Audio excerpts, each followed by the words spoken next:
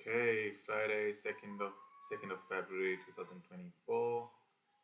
Day recap, trade review for the ES and the NQ.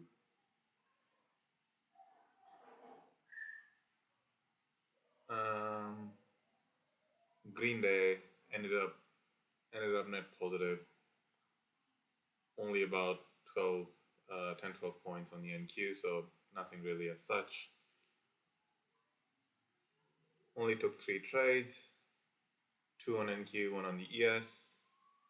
NQ, 1 win, 1 loss, net positive. ES, literally the best opportunity for the day. Out break even because I was scared.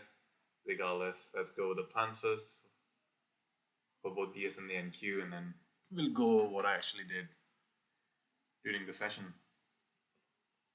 Starting with the ES first. So for some context, this is FOMC where we open on a gap down and then we pretty much sold off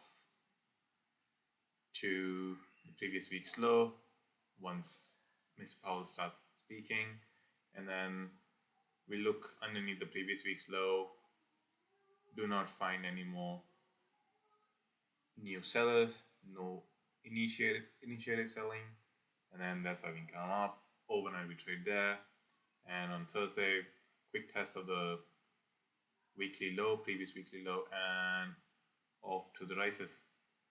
We ended up trending during the day, took off the entire FOMC, and then in the maintenance session actually went up and took out the previous all-time high. So the session ended here with a spike, and then from 4:15 or 4 until 6 or whatever the maintenance period is, that's the tech earnings come out, really strong tech earnings.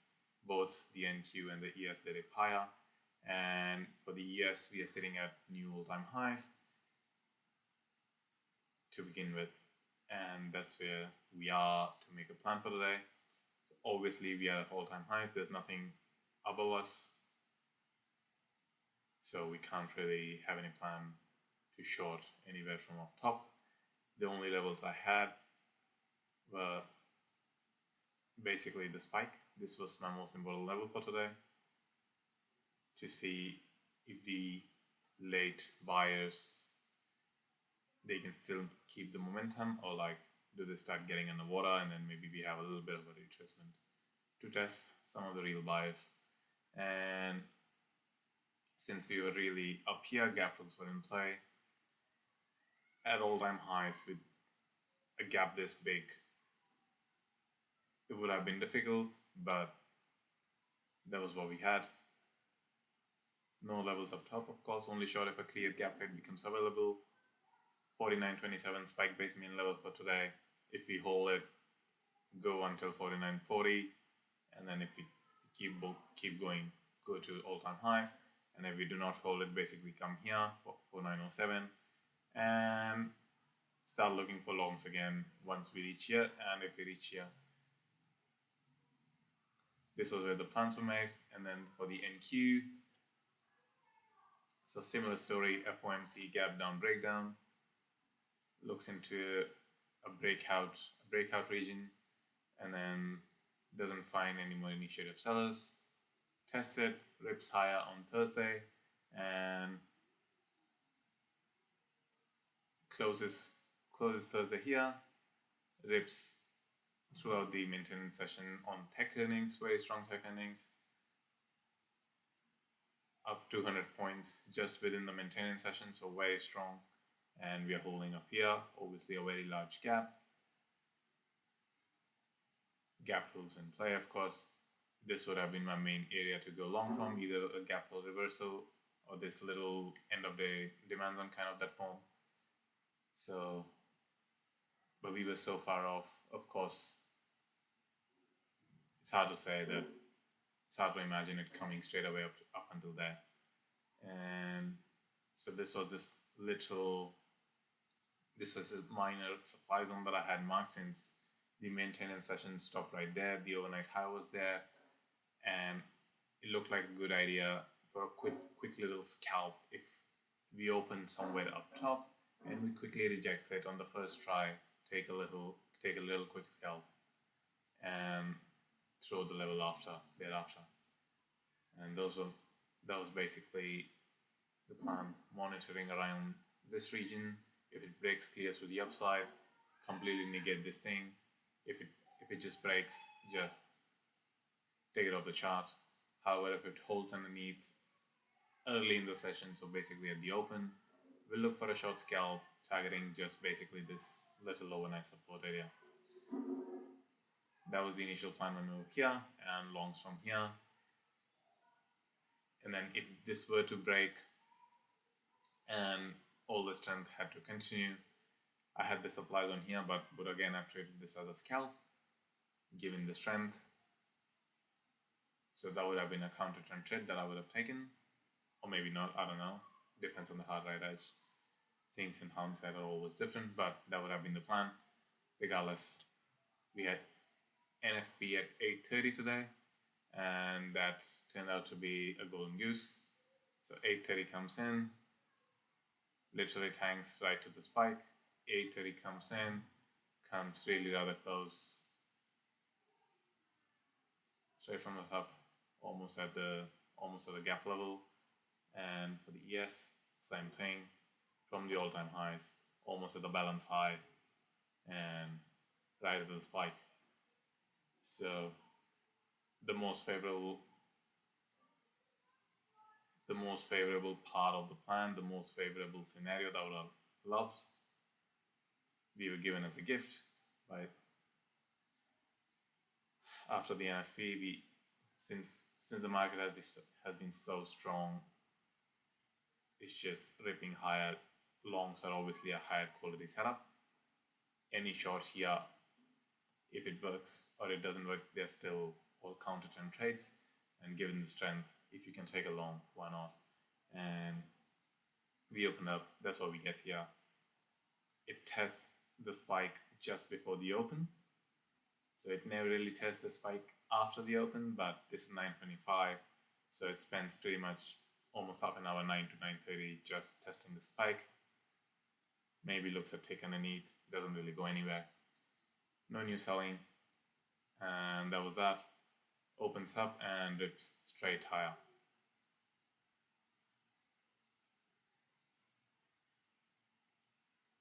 Missed this initial entry here. There was some, because it's the beginning of it's just the starting of the session. Still a little bit anxious, still a little bit nervous. Just wanted a test of the actual spike during the ATH session. Didn't really happen, and then it saw it just ripping higher. A lot of buying came in. Just a beautiful open drive, and it tests this balance high, and now again still in the mindset, maybe it comes as the spike, maybe it not, but then decided to take it, and did end up taking it according to some good location. Did well on executing just the trigger part, and then did some things while I was in the trade that I shouldn't have done. I went up on Discord and started looking at what other people were thinking of what the market was doing at this point of time, and basically that was the demise for this trade. I started looking for opinions not from my edge and from somewhere else, and that was that. That's me. During the beginning of the session, as it gets close to my level, I feel a little jittery, so that's the nervousness. There's the anxiousness that I still feel a little bit. It's a function of finding your edge and trying to get better, but still there. Maybe sooner or later we'll get over it. Very strong buying, stalking longs. Yes, it's when it's coming up and then pulling back, stalking longs. I was long out 10:06 break even. Entry as it held the balance high since it's not coming back to the spike. And then there was some offers up here. There was a little bit of back and forth up here, which made me a little bit nervous. I'm still a little bit anxious in the beginning of the session.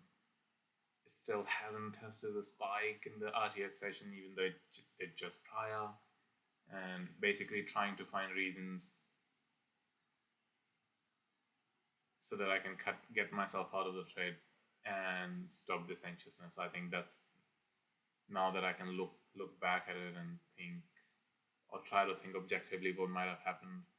There were definitely some offers here. Even if I look at my video journal, you can see that a little bit of back and forth, but that's again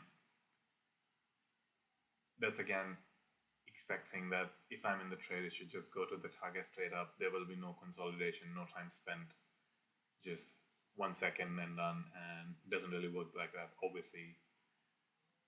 And the thing, so I see that slight bit of back and forth. I'm slightly uncomfortable.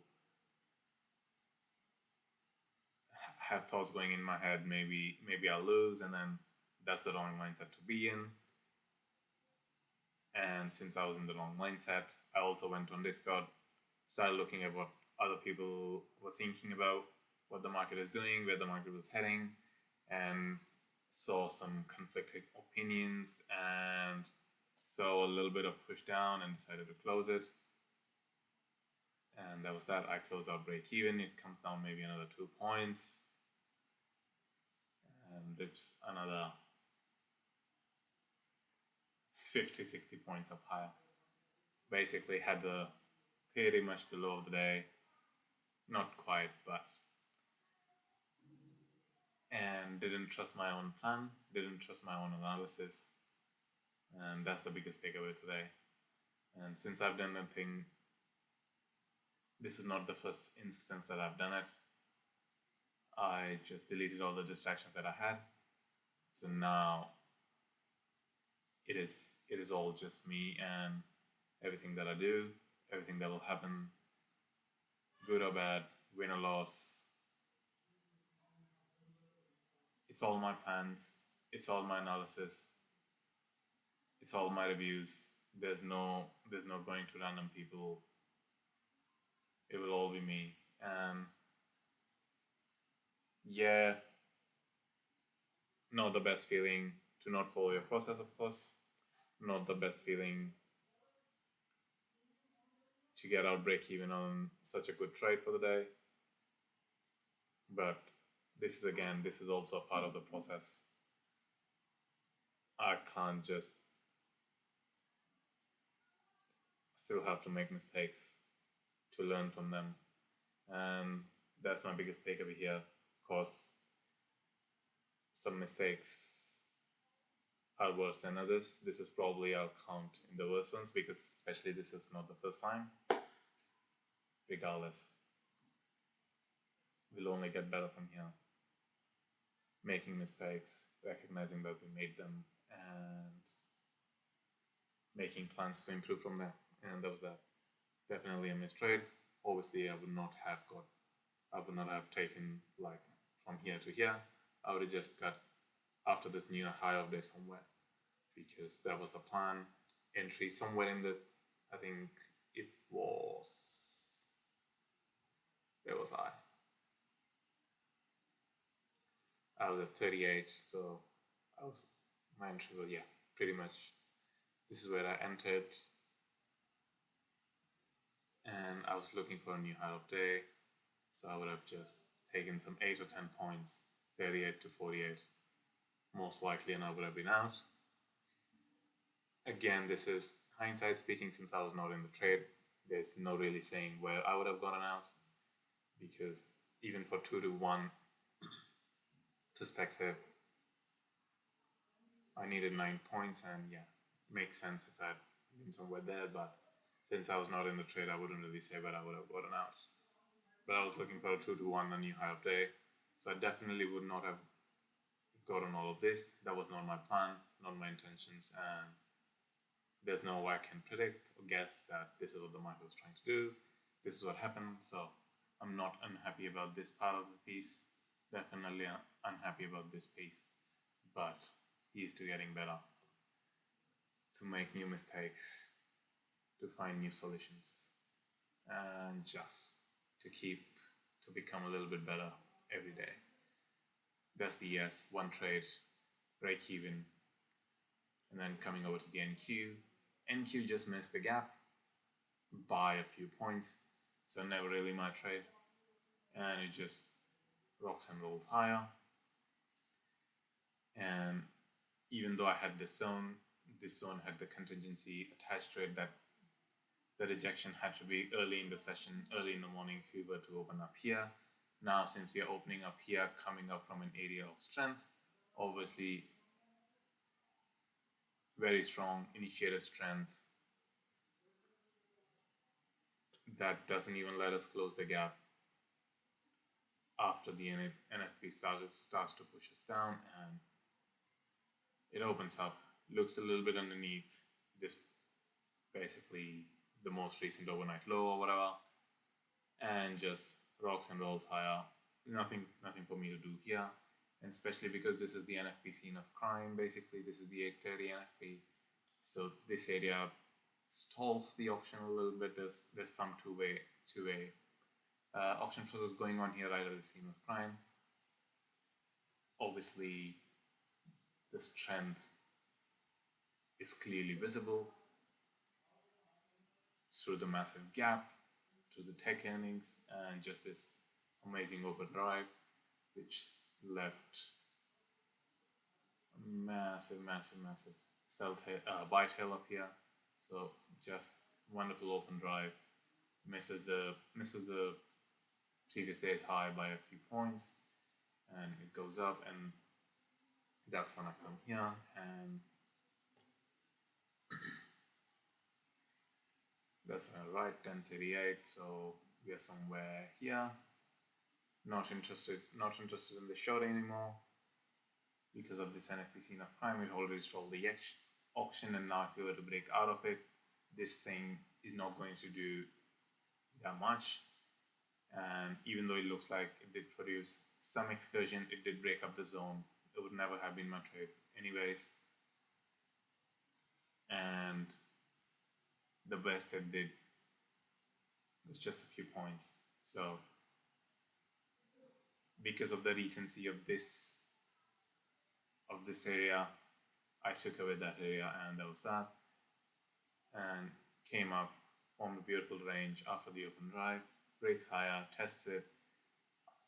I want to see if it could come down a little bit. I would have probably taken that long. I was actually looking for it.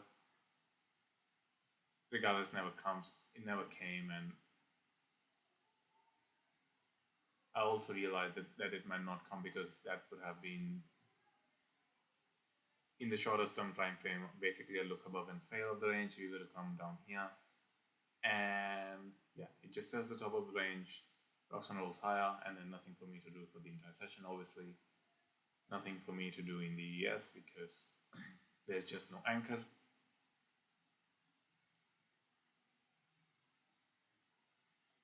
There's just no anchor there, and we end up coming here. So this is where I took my first NQ trade at around noon. So it comes up to the supply zone, and something to be mindful of, this has already come up 280 points since open. So even though NQ does wild ranges, 280 points in 3 hours, that's a lot of range even for NQ with a lot of strength. Obviously, this was a counter trend trade because this is an important area in the auction in the recent past. So this is the negated supply zone, and this is basically the all-time high and this little supply zone that it created, which took us some ways down. So and this would have been the first test of it after it pushed down quite considerably. So definitely an area to be mindful of, an important area, and this high was important. While it was coming up there, I looked at this high on 750, maybe if it flushes, and that was actually what we got. So definitely an important region, even against all the strength, but understanding that this is only a counter trend trade, and you should treat it as such. and the wicks were slowly creeping higher. This is at 1225. 1225 we're here, so wicks is, even as ES is going higher and Q is going higher, it's wicks all starting to go a little bit higher, a little bit higher, a little bit higher, and that's the clue. There are enough pieces there. And then there was this one exhaustive buying push right at the tippity top, and that's when I entered, pretty much at the top. Entered here somewhere 750, 748. And that's what we got. I only took it off here for something like a 2 to 1. That was a 2 to 1 for me. I had 10, 12 points of risk and 20, 24 points of reward. That was what I was looking for. Obviously, right now looking at this chart, it looks like, why the fuck did I do that? But this is just a quick liquidation. There's nothing for me to guess or predict every time on a consistent basis that this is what I should be expecting. And since this is not consistent, or since this can't be consistently expected, I do not really care that I missed all of it. I was looking for my 2 to 1 quick little scalp against all this strength, and that was what I got. Very happy with what I got. Had I waited a minute more, this just tanked within a few seconds. But again, it's not a consistent expectation. It's not a consistent outcome. So I'm not bothered. I just take my plan. Since I've already learned to just follow the plan and not care about anything else, which is nice. Just the plan, take 2 to 1, and that's what I got. And took the first one here, little win, and then took the second one when it flushes this high, took it around here, and took a 10-point loss on it or something like that. And that was the last trade for the day. Now it's just so much back and forth. Here it breaks the supply a little bit. Not interested in it anymore, even though, of course, in hindsight, why not? But obviously hindsight is always 20/20. And now since we've already come up 200 and almost, I don't know, that's a long way.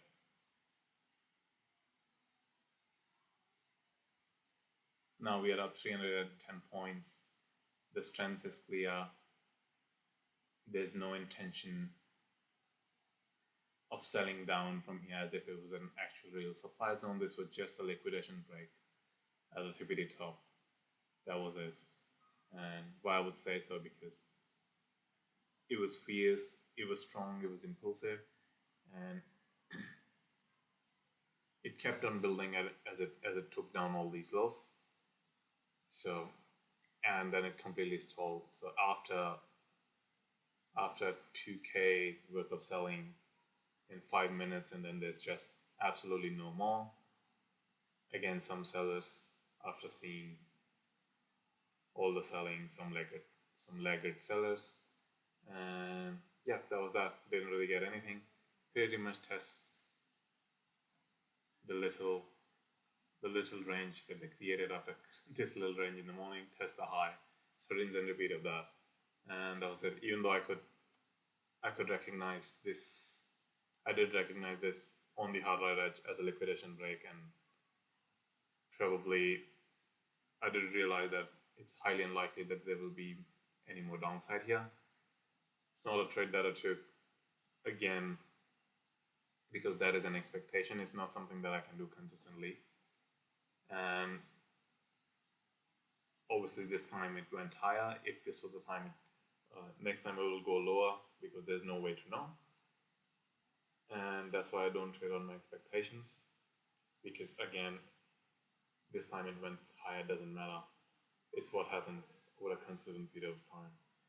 And goes higher, stalls a little bit, creates more energy, comes up, tests the zone again, and I decided to take this one here just because it's been a 300-point range. The wicks is still quite up high. So I took one here at 14, and the wicks is still pretty much at the TP top. The only thing you would not quite at this one, doesn't really matter. I don't really look at it while in the trade, but while review, something that catches my eyes. And then yes, and then while when I saw all this consolidation, my expectations were that they would probably test the all-time high today, especially when the wicks is finally dropping. So the wicks pretty much took a dump at the end of the session. Didn't really do anything for the S&P and Qs, probably because they've just been ripping higher continuously since morning. And that was that. That was my expectation for the NQ test of the all-time high. I was not involved with it in any way, but that was my expectation, and it never really happened. And that is why I do not hit on expectations, regardless. Some more mistakes today, definitely. Some new ones, some old ones. Something to take out of all of them. And here's to becoming a better, consistent, successful trader.